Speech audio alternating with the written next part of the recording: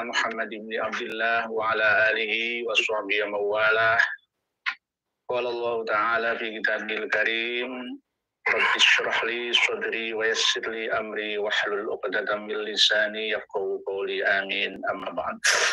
Allah yang kami muliakan, ingkang kula taati, ingkang kula ta'zimi, Romo Kiai Haji Syarifuddin Kiai Gondrong dulu, sekarang benaran ini. Alhamdulillah beliau serta dengan tim semua yang rawuh, Bapak-bapak ingkang minulya di tempat kami yang berterima kasih, matur suwun, thank you very much, matur. Alhamdulillah, alhamdulillah. Allahumma salli ala Sayyidina Muhammad. Allahumma salli ala Sayyidina Jibril wa Sayyidina Mikail wa Sayyidina Israfil wa Sayyidina Israil wa hamalatil arsh Jamil anbiya'i wal mursalin salawatullahi wa salamuhu alaihim ajmain. Amma ba'ud. Ingkang minulya, ingkang kinurmatan sedherek kawula, Kang Mas kawula, guru kawula Al Mukarram Al Karim Ibn Al Karim Kiai Haji Nur Ihya, pengasuh salah satu pondok dan kemudian yayasan yang ada di wilayah Surabaya. Alamat lengkapnya nanti japri sama saya aja. Rahasia ya ini, saya tahu. Ya Allah, alhamdulillah, tak berkesudahan, tak habis rasanya saya mengucapkan alhamdulillah pada kesempatan malam hari ini tanggal 6 November 2024 di jam berapa ini? Jam 21.54. Allah mentakdirkan baru saja saya sampai ke tempat ini dan baru sekali ininya, dan mudah-mudahan ke depan berkali-kali saya bisa sungkan sungkem sama lalu terbuka. Jadi tadi keasikan rupanya salah satu kawan kita Om Set sama Om Gabriel ngobrol sama driver yang dari Madura tadi. Jadi saking asiknya cerita itu, mobil itu kayaknya bannya itu tidak bundar, menjadi kotak. Akhirnya lambat, geletak. Menikmati perjalanan. Iya, ada santai banget kita ngobrol di mobil. Ternyata yang tadi itu sejenak menjadi bagian renungan untuk saya sampaikan pada malam yang sangat berbahagia ini terkait beberapa hal. Apakah untuk menasabkan diri supaya bernasib, ataukah kemudian mencari nasib untuk bernasab. Sebenarnya dua hal itu menjadi pakem dari sebelum Fir'aun lahir sepertinya. Jadi siapa saja boleh bernasab untuk bernasib, dan siapa saja memasang nasib untuk bernasab itu sah-sah saja. Sunatullah. Jadi sebelum ada Fir'aun itu orang-orang zaman dulu ya kayak gini. Cuma untuk di era yang menjelang kiamat, ya saya terus terang aja yang menjelang kiamat. Karena kita adalah bagian dari umat baginda Rasulullah SAW yang tidak ada nabi setelah beliau, lah nabi ya ba'dah. Berarti setelah ini ya kita sedang menunggu kiamat. Dan kita meyakini sebagai orang yang beriman kepada Allah, menjadi umat Nabi Muhammad, yakin tentang bahwa sebelum kiamat terjadi itu akan ada peristiwa besar, yakni munculnya Dajjal, yang kemudian nanti akan dimunculkannya Al-Mahdi, sampai kemudian Nabiullah Isa alaihissalam yang sekaligus mengaku, mengimani, bersyahadat menjadi umat Nabi Muhammad SAW, yang sehingga alam pun terhimpun dan menghimpun untuk meluruskan sesuatu yang bengkok. Sekali lagi, untuk meluruskan yang bengkok. Artinya yang dianggap gaduh nasab untuk mencari nasib, ataulah kemudian rame nasib supaya dapat nasab, itu sesuatu yang tidak bisa dirubah. Ini sudah berjalan. Jadi siapa yang mau menghentikan? Tidak bisa menghalangi ini. Tidak ada satupun. Kiai manapun, wali manapun nggak bisa. Kemarin saya sampaikan seperti tsunami ya, yang nggak bisa ditanggulangi lagi. Bisa. Perubahan. bahkan sampai dengan informasi A1 hari ini tadi itu kan Al-Mukarram wal Muhtaram Kiai Haji Maduddin dipanggil khusus PBNU oleh PBNU. Hasilnya rahasia dulu. Ya, untuk dipertemukan dengan beberapa suriah PBNU ya terkait masalah nasib ini atau masalah nasab ini. Hasilnya seperti apa ya sampai nanti next lah, bahasannya next gitu aja. Para dulur kabeh bolo-bolo dimanapun yang menyaksikan channel apa namanya nih? Karma 212. Karma, wah ngeri. 212. Ngeri. Karma itu bisa berarti sesuatu yang negatif, bisa karma itu menjadi sesuatu yang positif. Tergantung isi kepala panjenengan. Kalau isi kepala panjenengan kotor, maka yang keluar ya kalimat yang kotor. Ya mungkin typingannya atau apa ya kalimat caci maki itu karena isi kepala panjenengan kotor. Tapi kalau isi teko panjenengan, isi otak panjenengan bersih, ya typingannya baik kayak gitu. Untuk yang disampaikan oleh Kiai Nur Ihya tadi terkait masalah beberapa apa itu namanya, bukan beberapa, satu hal tentang tokoh yang karismatik di wilayah Jakarta. Itu memang PR di antara PR besar-besar yang lain. Itu nanti saya nggak masuk ke wilayah tadi, nanti karena besok hari Kamis juga akan ada pleno khusus pertemuan 9 yang tahu itu nanti biar dikompromikan dan kemudian akan bergerak terkait daripada keramat luar batang. Okay. Saya akan bicara terkait aktivitas saya sehari-hari yang sampai dengan malam hari ini masih dipercaya sebagai salah satu pimpinan pusat di PWI Laskar Sabilillah. Kebetulan jabatannya adalah Panglima Pusat Laskar Sabilillah plus salah satu pendiri organisasi Perjuangan Wali Songo Indonesia. Per kemarin tanggal 5 Mei 2024 di Masjid Agung Bangkalan Madura itu terselenggara pelantikan PWI Laskar Sabilillah Jawa Timur dan PWI Laskar Istimewa Madura Raya. Itu SK yang ke-31. Jadi, Alhamdulillah. Artinya nambah-nambah lagi. Amin. Artinya SK yang ke-31 berarti ada yang 30, ada 9 dan kemudian ada yang nomor 1. Artinya untuk PWI Laskar ini sudah ada pelantikan sampai 31 daerah meliputi provinsi dan juga kabupaten. Alhamdulillah yang kemarin Jawa Timur Madura Raya sudah, sebelum itu adalah Provinsi Banten, kemudian Lampung dan beberapa kabupaten di Lampung, di Jawa Barat, di Banten, dan besok malam Kamis juga ada deklarasi di DKI Jakarta, di ibu kota Indonesia. Semangat luar biasa. Harus bawah nih, benar ingin berubah ya ini. Alhamdulillah. Di Jawa Tengah sekitar sudah ada pelantikan lebih dari 7 kabupaten dari 35 kabupaten kota yang ada di Jawa Tengah. Artinya apa?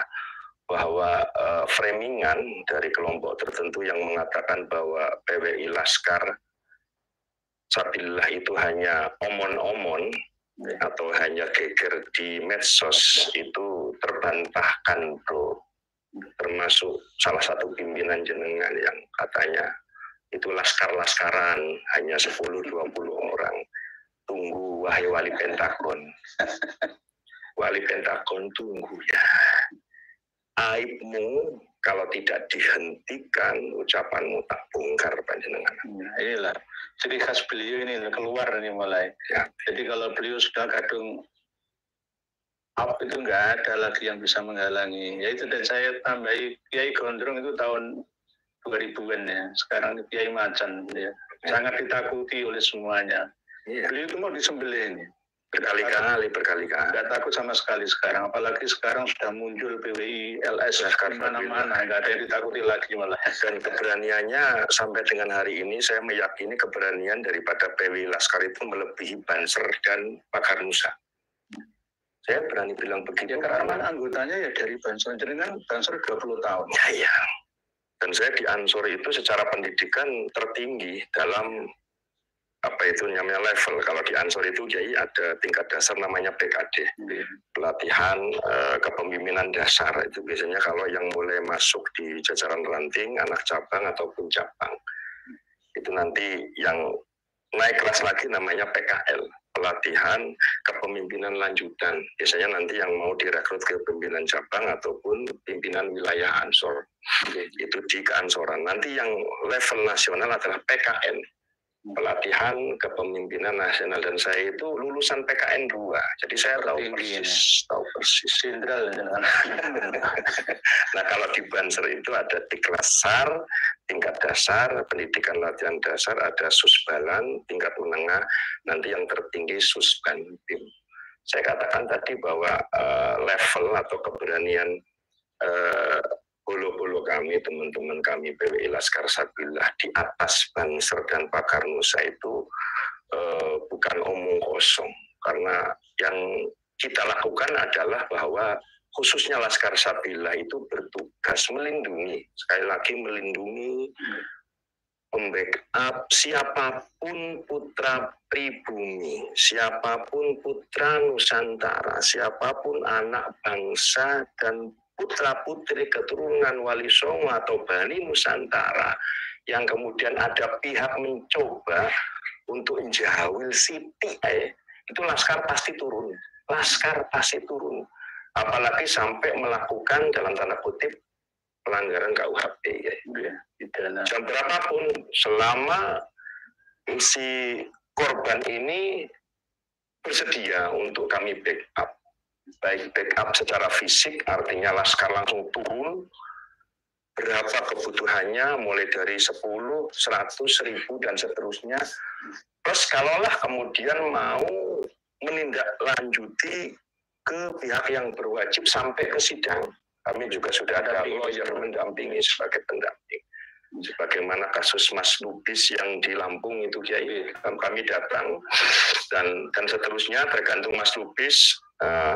Itu adalah bagian privasi kami. Dan kemudian yang terbaru kasus pemukulan dari salah satu warga Kota Bekasi, teman-teman kami bolo-bolo Laskar Sabillah Kota Bekasi sudah turun, ketemu langsung, dan sudah kami pertemukan dengan lawyer kami. Artinya apa? Tadi kalimat tadi, kami ini ada, kami ini nyata. Gerakan kami itu gerakan yang nyata, yang ada, dan apa, sah secara hukum, karena PWI itu sudah ada SK Kemenkumham-nya. Jadi terregistrasi, kemudian katakanlah SK itu turun itu per bulan November tahun 2023. Gerakan kami bukan gerakan senyap, seperti mungkin pemahaman sebagian kalian yang benci dengan apa itu keturunan Wali Songo, atau yang kemudian disebut para mukibin, mukibul atau bosnya yang mengatakan kami hanya gerakan Ramedin. Kami nyata, karena gerakan kami bukan gerakan dulu orang-orang yang disebut dengan istilah PKI. Itu PKI pimpinannya siapa, DNID, Al-ID, Baklawi, tapi kemudian dihapus daftar kemargaannya. Itu di era 65, belum lagi mundur Madiun, 1948, Muso Al-Munawar, itu Baklawi, tapi kemudian ditutup. Ini kami enggak, kalau ini apa adanya. Saya sendiri, Kiai, saya udah ngomong bahwa saya ini dalam tanda kutip turun ikut membantu adalah bukan karena saya ingin dianggap sok jagoan atau mau pamer kesaktian atau gimana, tidak. Saya itu terpanggil, benar-benar terpanggil. Karena di hadapan mata saya, saya ini kan orang Tegal. Tegal itu katakanlah basis atau sorganya Tapi bukan seperti itu. Dinasti Pekalongan, dinasti Tegal, Pemalang, Brebes itu boleh nyambung terus. Nah, saya bukan orang saya sendiri. Ini ada lebih 5 kejadian yang ke saya, bukan yang ke orang lain. Di sini mumpung di channel beliau saya buka-bukaan. Saya ini sendiri tahu didatangin orang siang hari Rabu, yang kemudian malamnya itu dipersekusi lebih dari 300 orang. Ada itu, saya mencari nanti itu. Dan di desa digeruduk, kautan apa itu berkaitan tentang bendera HTI itu ada. Itu siangnya itu didatangi oleh Kabid masih muda, badannya sopan ya. Waktu datang siang itu sopan. Kalau Kabid sopan sama Kiai ya berarti Kabid alim, kayak gitu aja. Biasanya dulu kapiten Arab ya. Itu kalau datangi Kiai leluhur saya, leluhur semua itu kan gitu. Sopan. Iya sopan, santun, nggak mencurigakan, tapi malamnya langsung diciduk. Oh gitu ya. Berarti kalau yang datang ke saya itu setengah alim, setengah goblok. Karena ketika setelah debat dengan saya, sebelum keluar, dia sambil melotot nuding. Kiai, di mata Habib, mau Kiai, mau Gus, mau Raden, mau santri, menurut pandangan Habib kalian semua adalah jongos. Itu ke saya langsung.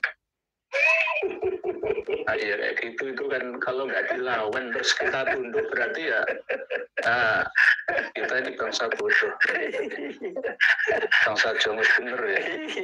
Loh, kita ini apa sih? Kita ini tuan rumah.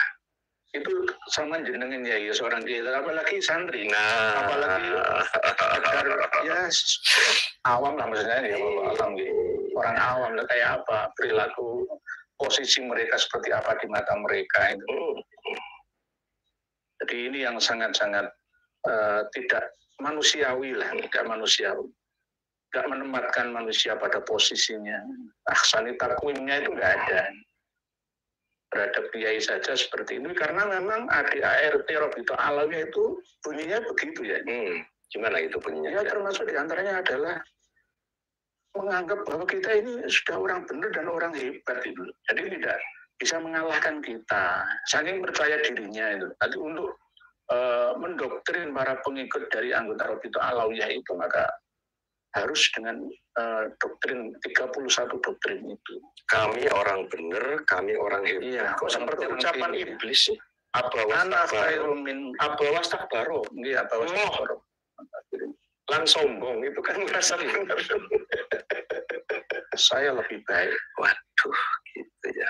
Jadi sulit kiai menasihati mereka dan bisa diterima itu minta ampun. Ya, minta ampun. Sampai yang kemarin di hall Habib luar Batang itu, Habib Novel Al-Idris itu kan kayak begitu. Intinya itu menganggap kita ini suara dan pertanyaan kita itu nggak perlu dijawab. Sama dengan pertanyaan anak TK.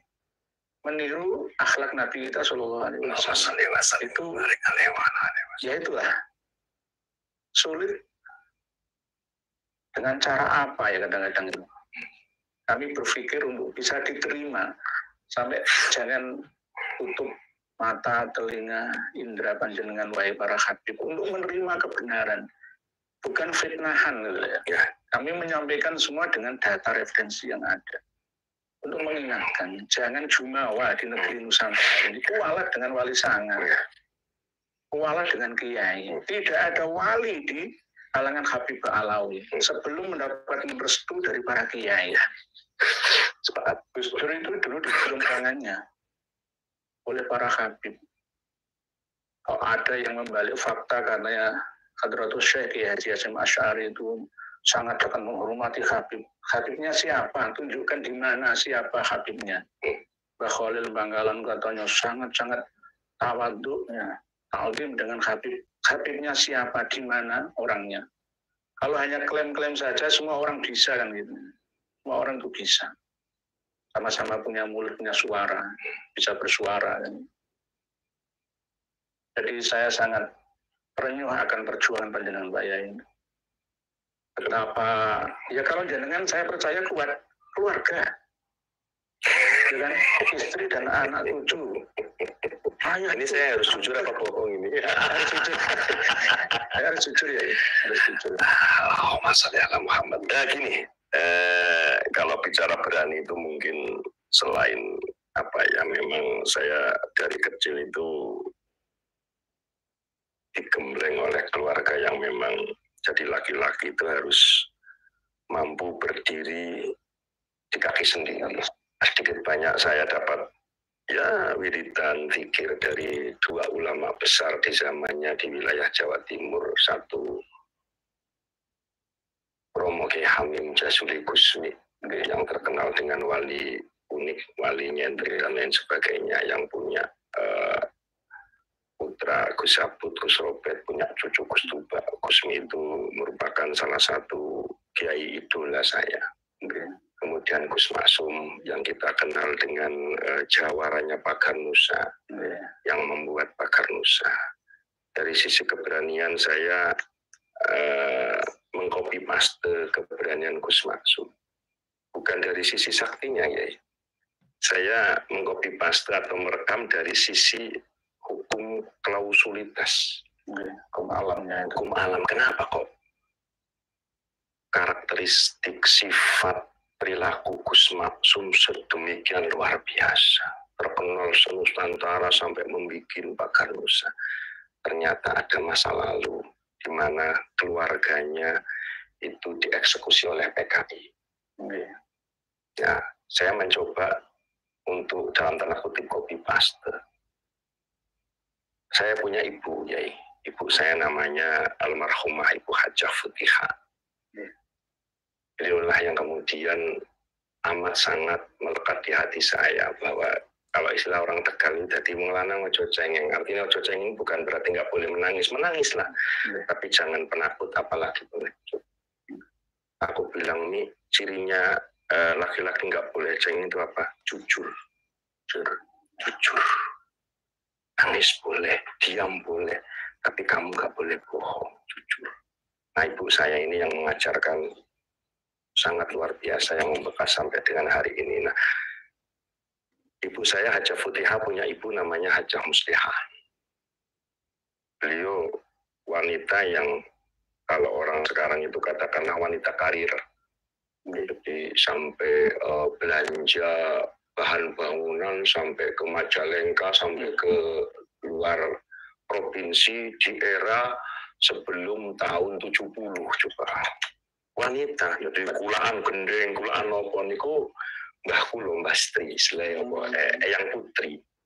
Nah, Eyang Putri ini terlahir dari sosok bapak yang namanya Kiai Haji Abdul Ghani. Ya, Abdul Ghani. Mbah Kiai Haji Abdul Ghani inilah yang kemudian pernah saya ceritakan di Demak, beliau adalah korban kekejaman Belanda. Dieksekusi, dibunuh oleh Belanda. Gak ada makamnya, gak ditemukannya. Ya, itulah yang kemudian saya ini emosi sebagai salah satu orang yang punya leluhur berurusan bahkan dibunuh sama Belanda. Emosinya ya gara-gara omongannya si Rumel yang mukanya nggak jelas itu. Mohon maaf ya, kalau di Wafi di Rumel ada di depan beliau namanya Macan ya, nanti terekam. Kalau untuk Rumel saya janji kapan dulu ketemu mesti tak tampok dulu, Pak. Nah, terserah mau nampaknya halus atau kenceng kan nanti kan belum ketemu. Saya orangnya sih apa adanya. Jadi memang kiai itu harus ada yang kayak gini, ada yang kayak gini, ada yang kayak gini. Kalau kayak saya halus terus nggak baik, kayak begini terus nggak ada pelengkapnya juga nggak baik. Jadi sama-sama klop itu, jadi saling melengkapi. Kalau Wafi bagi saya nggak penting. Apa nggak pentingnya satu? Wafi itu kan sebenarnya sama dengan saya, hidungnya pesek kamu itu, sama dengan saya. Artinya kamu itu bukan Arab, kamu itu bukan Balawi, bukan Hab. Kenapa kok sampean bangga punya majikan Arab? Kok sampean itu memajikankan dirimu sendiri dan leluhurmu? Kenapa sih, Fi? Aduh, berjiwa merdeka. Ya, yang kedua apa, Fi? kamu itu kan santrinya Kiai Idrus Ramli.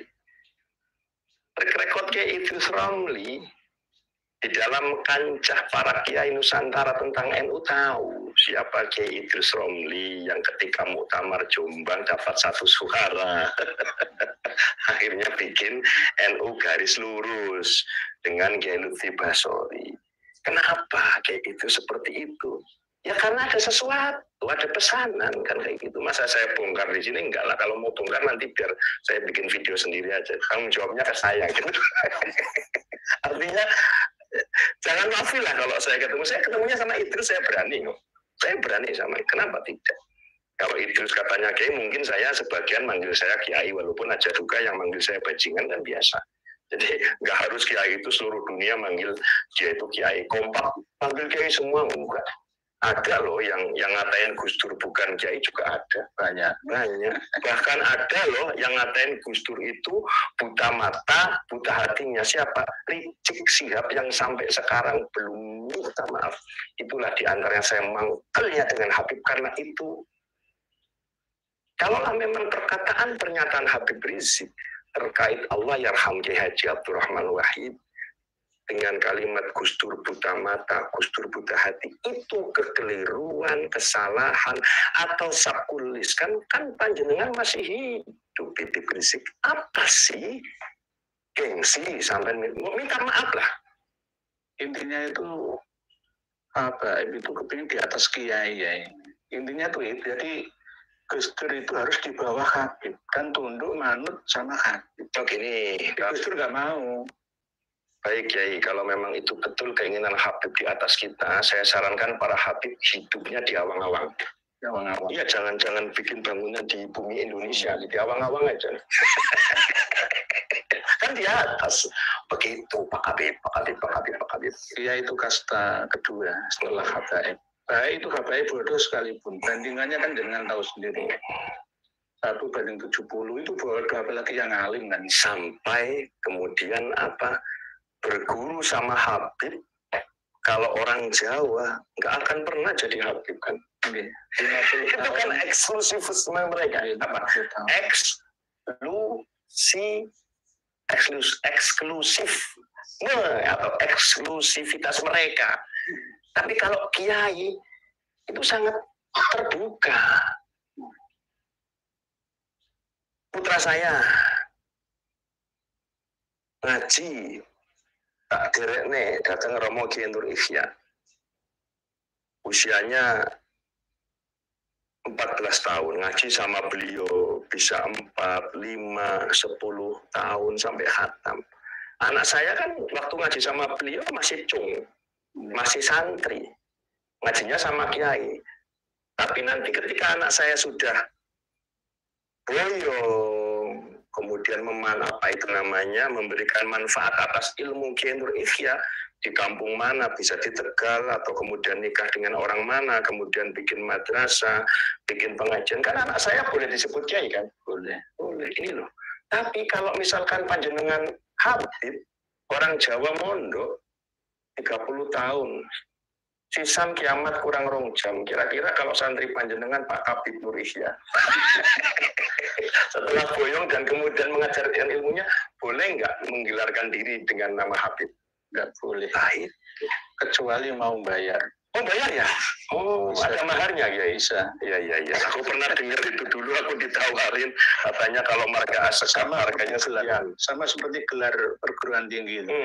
Jadi minta apa? Tapi jangan yang terkenal. Jangan. Oh iya. Yang terkenal ada 204 lebih kan marga itu. Iya. Sahel misalkan. Yang terkenal itu murah. Yang murah. Tapi jangan di Jawa. Itu kalau di Jawa masih kelihatan, di Kalimantan. Atau di Papua ya? Ya di Papua sana itu. Di Papua, kemudian bikin pondoknya di tengah hutan yang nggak ada orang, ya, santrinya macan, santrinya KKP, bisa. Ini yang diperjuangkan ya oleh PWI dan LS, bukan iri dengki. Tapi novel Ala Idrus itu selalu mengatakan kita ini jenengan itu orang-orang iri dengki, nggak ada. Gila hormat, gila nasab demi nasib. Kiai kurang kerjaan, malah dibalik faktanya ya. Jadi balik di framing setelah Wali Songo itu ingkirot, Iba Alawikan kurang berhasil, minta bantuan santri-santri, kiai-kiai yang tidak seide dengan kami, akhirnya ya melawan kami, adu domba ini, sama seperti Belanda dulu, mengadu domba antara sesama anak bangsa. Mereka tertawa, kita bertengkar dengan sesama. Nah, ini yang tidak dipikir ya oleh kawan-kawan kita sendiri, gus-gus lah, kiai-kiai sekelas pondok pesantren, pengasuh pondok pesantren. Alhamdulillah ya di Jombang selalu mengikuti kita, kiai-kiai itu sampai di pesantren selalu mengikuti kajian-kajian kita, menyampaikan ke umat bahwa ternyata habaib itu memang bukan duriah biologis Nabi kita Muhammad SAW. Ada datanya, ada faktanya, itu ada faktanya.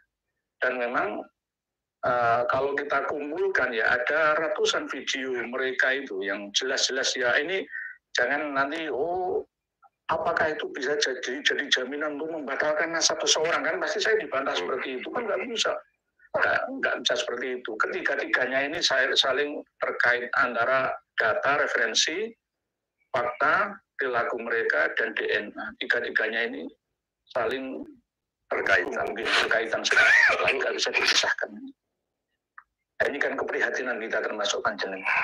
Saya kalau mendengar dan melihat ya seperti Gus Fuad Pleret diskusi seperti itu, yang berdiskusi itu orang-orang kita sendiri. Berarti sama seperti centeng-centeng yang dibayar oleh Belanda pada waktu penjajahan dulu. Sama, persis terulang, sama dengan ketika tahun 55 ke atas sampai 65 geger Gestapo itu. Korbannya siapa? Ya kita saling belah satu sama lain.